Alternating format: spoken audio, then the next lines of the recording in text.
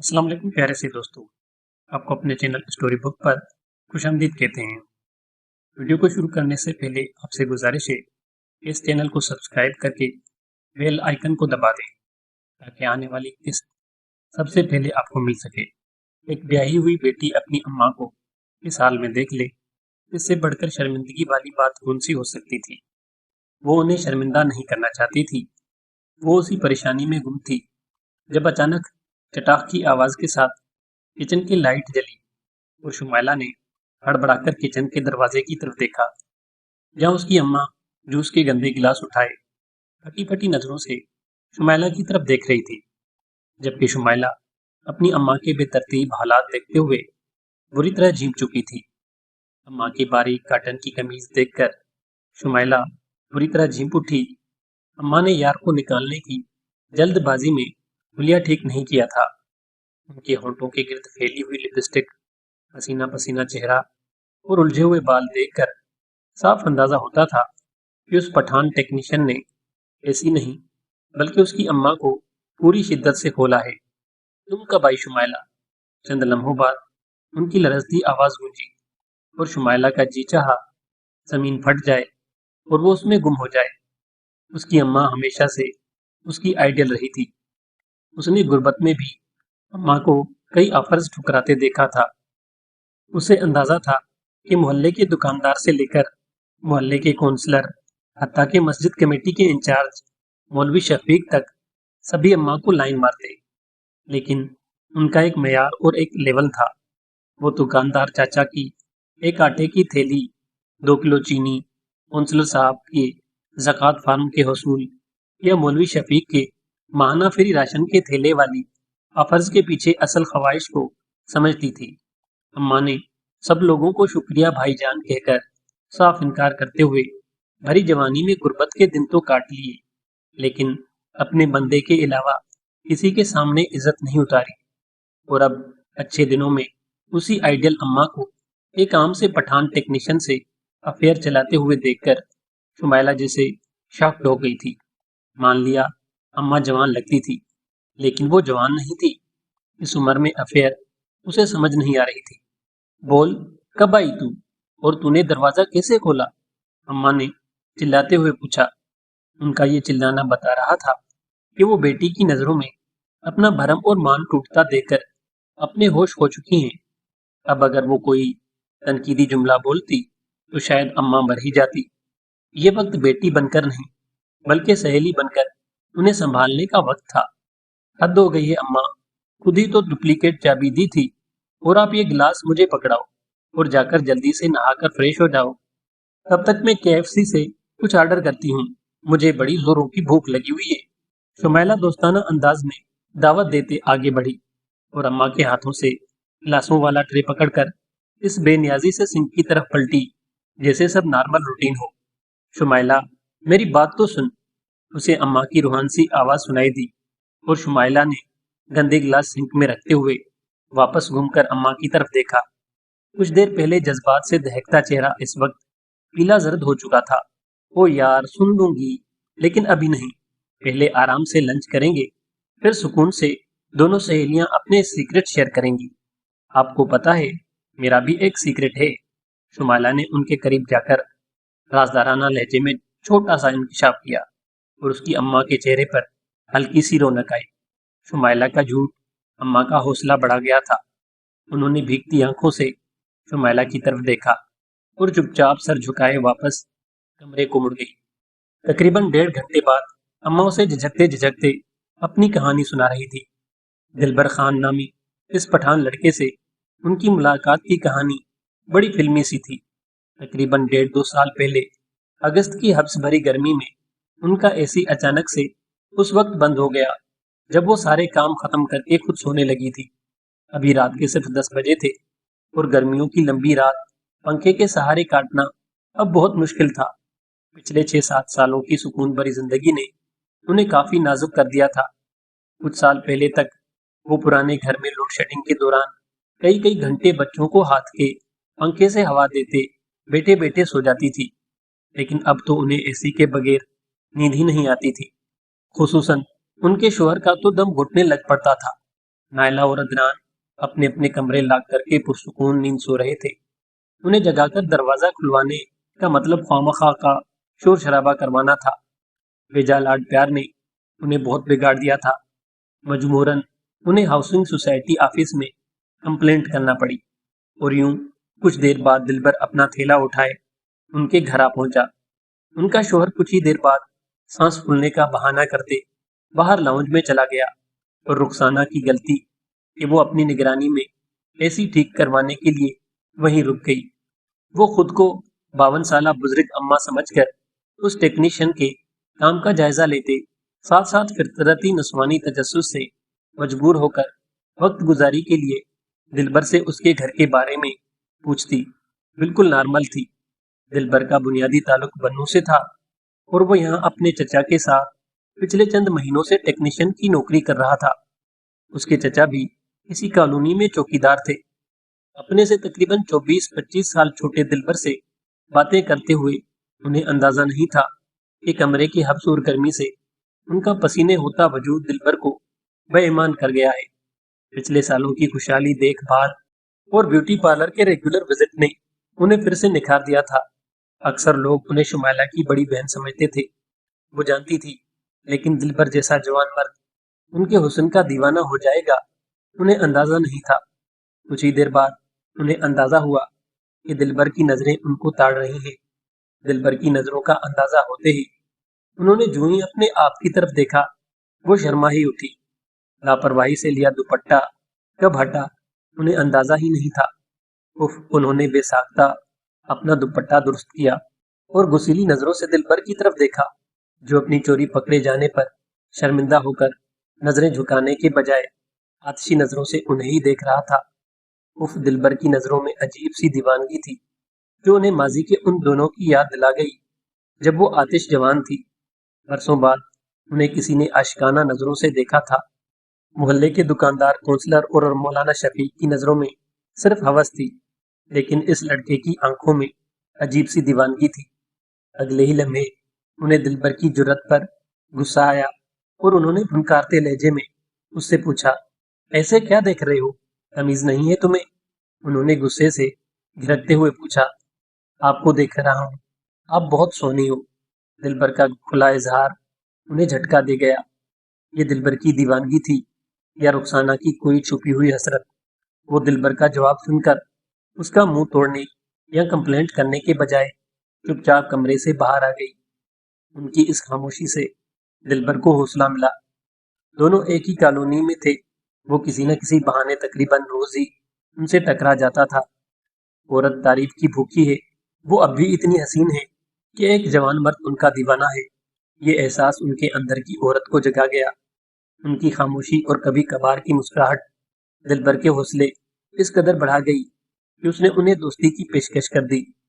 دلبر کے آنے سے یکدم جیسے زندگی بدل ہی گئی تھی۔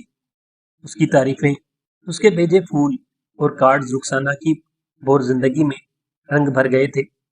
وہ اس دوستی کو ایک حد تک رکھنا چاہتی تھی، لیکن قسمت کو کچھ اور ہی منظور تھا۔ اس دن وہ گھر میں اکیلی تھی جب دروازے پر بیل بجی، اور جب انہوں نے دروازہ کھولا تو دلبر کو دیکھ کر حیران رہ گئی۔ تم؟ انہوں نے گھبرائے لہجے میں پوچھا۔ ہاں، ہم آپ کو برتھ ڈے گفٹ دینے آیا ہے۔ دلبر کا جواب سنتے ہی وہ حیرت سے چونک اٹھی۔ آج ان کا برتھ ڈے تھا، اس کا دلبر کو کیسے پتا چلا؟ وہ حیرت سے چونکتی اسے اندر بلانے کی بیوقوفی کر بیٹھی۔ دلبر کو ان کی برتھ ڈے کا علم ہاؤسنگ سوسائٹی کے ریکارڈ روم میں موجود شناختی کارڈ کی کاپی سے چلا تھا۔ دلبر نے انہیں گفٹ پیکٹ پکڑاتے ہوئے بتایا، اور وہ حیران ہی رہ گئی۔ کیونکہ یہ گھر ان کے نام پر تھا، اس لیے ریکارڈ میں ان کے ڈاکیومنٹس موجود تھے۔ وہ عاشقانہ لہجے میں بتا رہا تھا کہ آپ 52 سال کی نہیں بلکہ 42 سال کی لگتی ہیں۔ اس کا یہ دیوانہ پن اور توجہ رخسانہ کو تھوڑا سا بہکا گئی، اور انہوں نے دلبر کی شدید فرمائش پر اسے ایک جھپی اور ایک پپی لینے کی اجازت دے دی۔ ایک پپی اور جھپی کی اجازت دیتے وہ بھول رہی تھی کہ دلبر خان کی زندگی میں آنے والی وہ پہلی عورت تھی۔ پھر جیسے بجلی کی ننگی تاریں ٹکرا گئیں، وہ دلبر کا قصہ سنا رہی تھی۔ اماں کے خوابناک چہرے کو دیکھتے ہی شمائلہ کو بے ساختہ اماں پر رشک آیا۔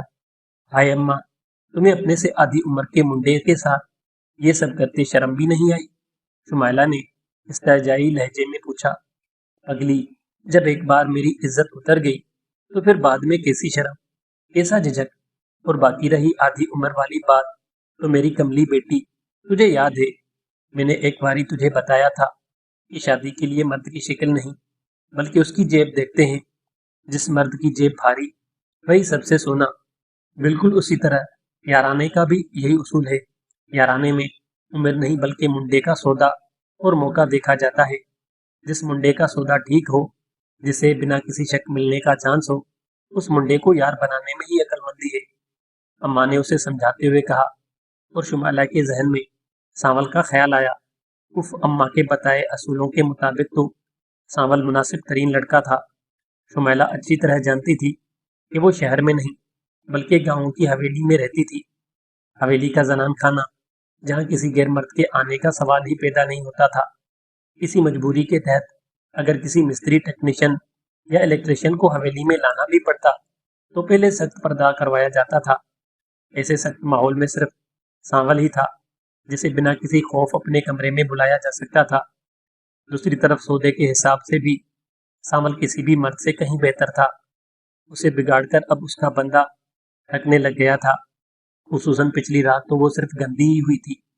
सुहेल से मुलाकात न होने का दुख और फिर सांवल की झलक ने उसे भड़का दिया था।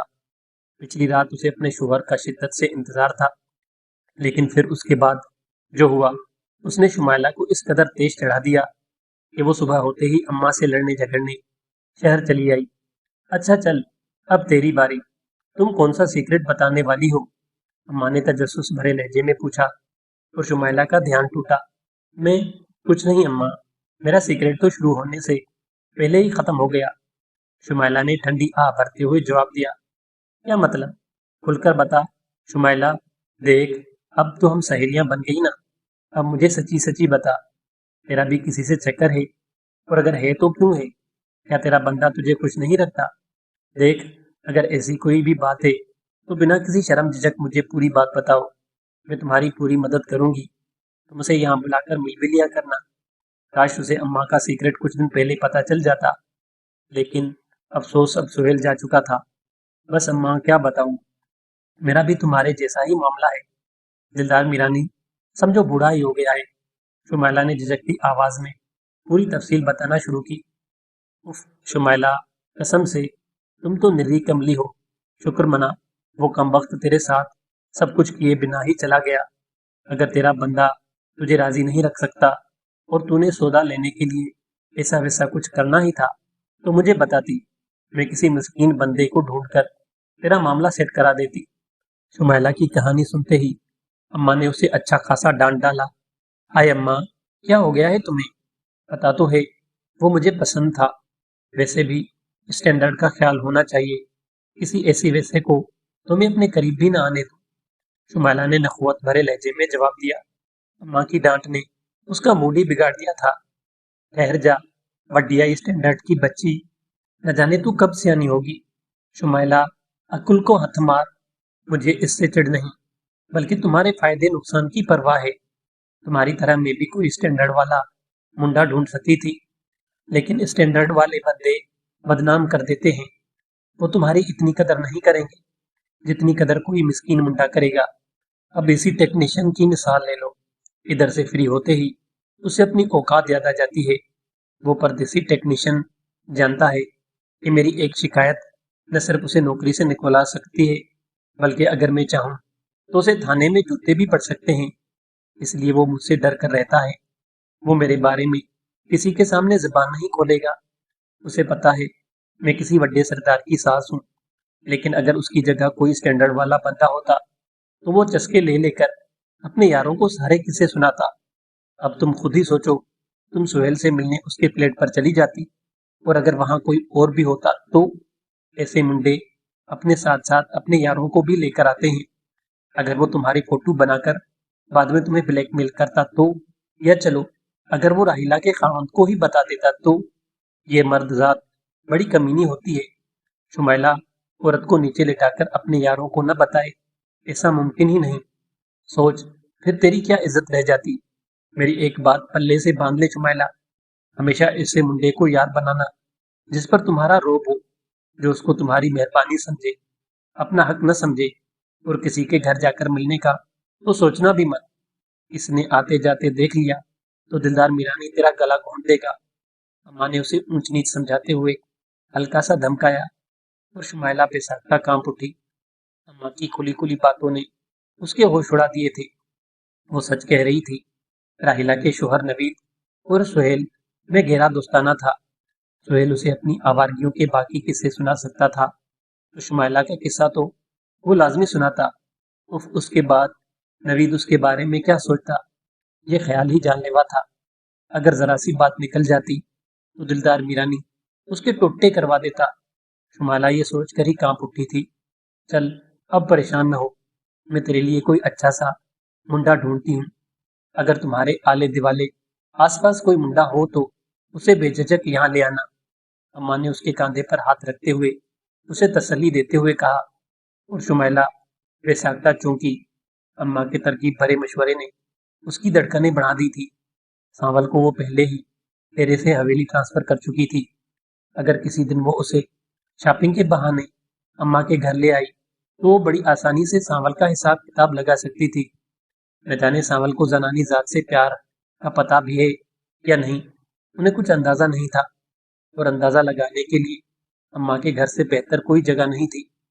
ایک منڈا ہے تو صحیح، لیکن کافی چھوٹا ہے۔ کچھ دیر کی خاموشی کے بعد شمائلہ نے جھجکتی آواز میں اماں کو مخاطب کیا، کون ہے وہ اور کتنا چھوٹا؟ اماں نے جلدی سے پوچھا۔ بتاتی ہوں اماں، سانول کی بات کر رہی ہوں، دلدار کا بھتیجا، وہی جس کا پورا قصہ میں نے آپ کو بتایا تھا۔ شمائلہ نے آنکھیں گھماتے ہوئے زمانی انداز میں جواب دیا۔ سانول، او اچھا، وہ غریب سا، لیکن اس کی تو ابھی میں بھی نہیں بھیگی، تجھے اس کا خیال کیسے آ گیا؟ حسب توقع اماں نے حیرت بھرے لہجے میں وجہ پوچھی، اور شمائلہ بے ساختہ جھینپ اٹھی۔ اب وہ کس منہ سے بتاتی کہ اسے سانول کا خیال کیسے آیا تھا؟ بس ویسے ہی، تم چھوڑو اسے۔ شمائلہ نے جھینپتی آواز میں اماں کو ٹالنا چاہا۔ دیکھ شمائلہ، میرے سے اصل بات مت چھپا، کوئی تو وجہ ہے جو تم اس نمانے سے منڈے کا سوچ رہی ہو۔ چل شاباش، شرما مت، ہو سکتا ہے میں تمہیں کوئی مفید مشورے دے دوں، اماں نے ورگلاتے لہجے میں پوچھا، اور شمائلہ نے شرم اتار کر پورا سچ بولنے کا فیصلہ کیا۔ اماں سے اس کا اب سارا پردہ اتر چکا تھا۔ وہ اماں، پتہ ہے اس نمانے منڈے کا سودا میرے بندے سے بھی وڈا ہے، کم از کم اتنا تو لازمی ہوگا۔ شمائلہ نے اماں کی طرف جھکتے ہوئے اپنے ہاتھ سے اشارہ کرتے ہوئے سرگوشی میں سائے سمجھایا۔ ہائے میں مر جاؤں شمائلہ، یہ کیسے؟ وہ تو ابھی چھوٹا ہے۔ قسم سے اماں، میں تو آپ پہ حیران رہ گئی تھی، لیکن ابھی مجھے اس کی جوانی کا اندازہ نہیں، پتہ نہیں اسے ان سب باتوں کا پتہ بھی ہے یا نہیں۔ شمائلہ نے بے چینی سے انگلیاں مروڑتے ہوئے جواب دیا، ہیں؟ تو پھر تجھے اس کے سائز کا کیسے پتہ چلا؟ اماں نے تیکھے لہجے میں پوچھا۔ وہ تو بس اچانک ہی میری نظر سودے پر پڑ گئی، شمائلہ نے مدھم آواز میں مختصراً سارا قصہ سنایا۔ لو، ہے نا کملی، سامنے کی بات ہے اور تیرا دھیان ہی نہیں گیا۔ خود ہی سوچ، ایک تو اسے ڈانٹ رہی تھی، اس کے باوجود اس کا سودا فلٹن تھا۔ آخر کیوں؟ ایسا تبھی ہوتا ہے جب وہ زنانی کو دیکھ یا سوچ رہا ہو۔ اب تو دھیان دے اور سوچ، اگر وہ تمہیں نہیں دیکھ رہا تھا تو پھر ایسا کیوں ہوا تھا؟ اماں نے ماہر وکیل کی طرح نکتہ اٹھایا، اور شمائلہ حیرت سے اچھل ہی پڑی۔ واقعی یہ بات تو میں نے سوچی ہی نہیں تھی۔ یہی وہ لمحے تھے جب شمائلہ کے دماغ میں جیسے دھماکہ سا ہوا۔ جس وقت سانول اس کے کمرے میں آیا، وہ نہا دھو کر اپنا پسندیدہ سیاہ جوڑا پہنے ڈریسنگ ٹیبل کے سامنے بال بناتے ہوئے اپنا جائزہ لے رہی تھی۔ بوتیک سے خریدے فٹنگ اور اونچے چاک والے اس سیاہ ریشمی سوٹ میں لشکارے دیکھتے یہی سوچ رہی تھی کہ اگر اس وقت سہیل ہوتا تو وہ شمائلہ کو دیکھ کر پاگل ہی ہو جاتا، اور سانول تو ان کے بالکل سامنے موجود تھا۔ یعنی جب وہ اپنا دوپٹہ اتارے سانول کے بالکل سامنے بیٹھی سانول کو ڈانٹ رہی تھی، تو وہ حرامی اسے ہی تاڑ رہا تھا۔